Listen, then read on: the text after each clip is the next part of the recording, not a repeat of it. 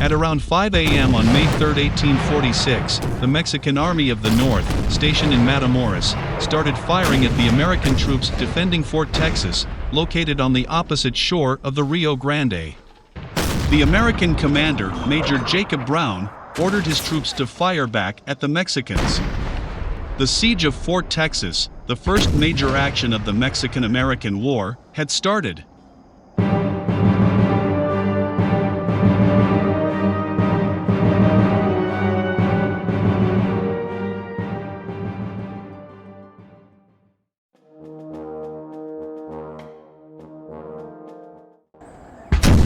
In this episode, we will cover a little-known event of the Mexican-American War, known as the Siege of Fort Texas. This battle was part of General Zachary Taylor's campaign in northeastern Mexico. At the end of this video, we will understand how the Siege of Fort Texas played a key role in the American success in the opening stages of the Mexican-American War. Fort Texas was located on the north shore of the Rio Grande, across from the Mexican city of Matamoros. In 1846, when the Americans built the fort, it didn't have an official name, it was just known as Camp Opposite Matamoros. Fort Texas was another name used to refer to it. To make things a bit more confusing, the fort was later renamed Fort Brown, in honor of the fort's first commander. In 1849, the City of Brownsville, Texas, was established not far from the fort's grounds. In this episode, for clarity purposes, we will refer to it as Fort Texas.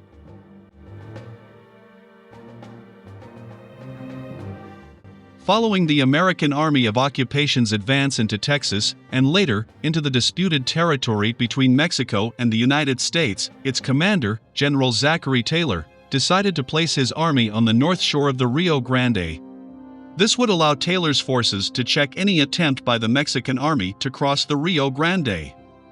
At the same time, this position was close enough to the main American supply base, located at Port Isabel. Once the Americans arrived at the Rio Grande, on March 28, 1846, they started building several temporary structures to position their artillery and protect themselves in case of an attack. However, since their arrival, Taylor had wanted a more permanent and effective stronghold. Taylor ordered Major Joseph K. Mansfield to oversee the design and construction of a proper fort. The six-sided earthen fort would have two 150-yard-long walls and the remaining four sides measuring 125 yards each. Where the walls met, Mansfield designed arrow-shaped bastions into which artillery could be placed to counter any angle of attack. The entire complex was to be surrounded by a ditch, 20 feet wide and 8 feet deep, from which the troops would excavate the masses of earth required to build sloping walls 9.5 feet high and 15 feet thick. Inside these ramparts, gunpowder and men could be sheltered in a series of traverses, magazines, and bomb-proof areas. The fort was large enough to hold a garrison of 500 men and was designed to resist both an artillery barrage and a direct infantry assault. On April 7, 1846, troops of the 1st Brigade started the construction of the fort. The work continued for the next several weeks, from daybreak until sundown. Up until that point, the Mexican and American armies, on opposite sides of the Rio Grande, had kept a tense peace, examining each other and gathering reinforcements. On April 24, 1846, Mexican General Anastasio Torrejon, following orders from General Mariano Arista, started crossing the Rio Grande, west of Matamoros, with his 3rd Cavalry Brigade, consisting of 1,600 men. On April 25, a group of about 52 American dragoons led by Captain Seth Thornton were surprised and beaten by Torrejon's forces at Rancho Carricitos.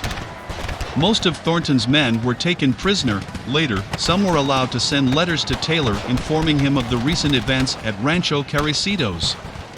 This incident marked the start of hostilities between the two countries. If you want to know more about the origins of the Mexican-American War and the Thornton Affair, check out the video in the description below. When Taylor learned of Thornton's defeat, he instructed his men to speed up the construction of the fort, as he knew that a Mexican assault could come soon. The Mexican commander, General Mariano Arista, had issued orders to Anastasio Torrejon's 3rd Cavalry Brigade to disrupt Taylor's supply line between Port Isabel and Fort Texas. On April 26, Torrejon arrived with his forces at a point near Resaca de San Antonio, close to Port Isabel. On April 28, a party of Texas Rangers patrolling the road to Port Isabel was attacked by Torrejon's men. 5 Texas Rangers died, and another 10 fled into the chaparral. When Taylor was informed of this incident, he knew that the road was blocked and that something had to be done before supplies ran low at Fort Texas. The events of the previous days played in Arista's favor, as his goal was to force Taylor to move out of the protection of Fort Texas and fight in the open, where the superior Mexican cavalry and lancers would have a significant advantage fighting the Americans. Once Taylor's forces were out in the open, Arista would order some of his troops to lay siege to Fort Texas. On April 30th, Arista dispatched General Ampudia with a brigade of infantry soldiers downstream from Matamoros to the Longarino crossing point. Ampudia had orders to take advantage of the distraction caused by Torrejon's brigade in the previous days, and quickly cross the Rio Grande before the Americans could contest the move. Once on the opposite side, Ampudia would shield the passage of Arista at the head of another brigade and 12 pieces of artillery. General Mejia remained in Matamoros with 1,200 troops to man the fortifications along the left bank of the river. Arista expected to have the American fort encircled by midday on May 1st. Unfortunately for the Mexicans, they only had a limited number of boats available to cross the Rio Grande. As a result, it took more than 2 days to ferry all the troops, horses, guns, and supplies to the north shore of the river. By the time they started their march to meet the Americans, Taylor and his army had already departed for Port Isabel, as we will see next. On May 1, 1846, after considering his options, General Zachary Taylor decided to march towards Port Isabel. Taylor knew that the Mexicans had the road blocked, consequently, he could not get any supplies from Port Isabel. Without food and ammunition, he would have to abandon his current position on the north shore of the Rio Grande. Additionally, Taylor had also heard random rumors indicating that Fort Isabel was Arista's real objective. By marching there, he wanted to ensure that Port Isabel didn't fall into Mexican hands. Taylor also needed to bring additional artillery pieces and supplies to Fort Texas, as the amount of resources available were running out quickly. At 3 p.m. on May 1st, Taylor's army, of about 2,000 men, departed Fort Texas and headed towards Fort Isabel, about 27 miles, or 43 kilometers away. The Americans marched ready to fight the Mexican army, as it was assumed they would try to stop them, but as we saw earlier, the Mexican army suffered delays crossing the Rio Grande and missed the opportunity to attack Taylor. Taylor and his men arrived at Port Isabel at midday on May 2, 1846. Left behind, defending Fort Texas, were the men of the 7th Infantry Regiment, Company F of the 2nd Artillery, and Company E of the 3rd Artillery, with 4 18-pounder siege guns and 2 batteries of 4 6-pounder field cannons. Captain Mansfield and his Corps of Engineers also stayed behind to finalize the fortifications. In total, 500 Americans were in charge of defending the fort. Taylor believed that Fort Texas, although not fully finalized, was strong enough to resist a Mexican assault. When Arista realized that his forces could not intercept Taylor, he turned his attention to Fort Texas.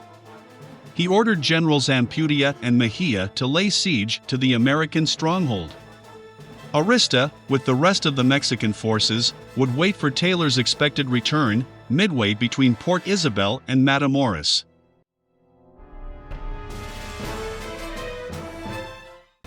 On May 3, 1846, at around 5 a.m., General Francisco Mejia, commander of the Matamoros garrison, ordered his artillery to open fire against Fort Texas. Mejia's artillery pieces were located in a sandbag fort on the south shore of the Rio Grande. A few minutes later, after the initial shock, the Americans started firing back.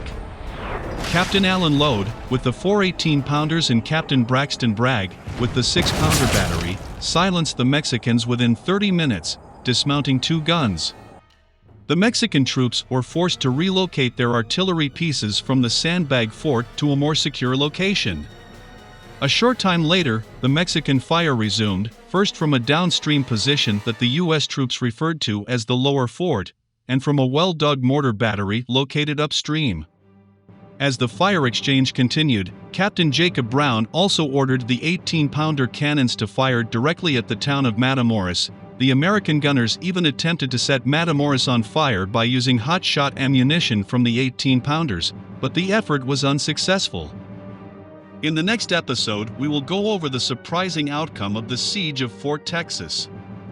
We hope you enjoyed this video. If you did, click on the like button, and to make sure you don't miss our future work, please subscribe to our channel and activate the notification bell. Thank you for your support. See you next time.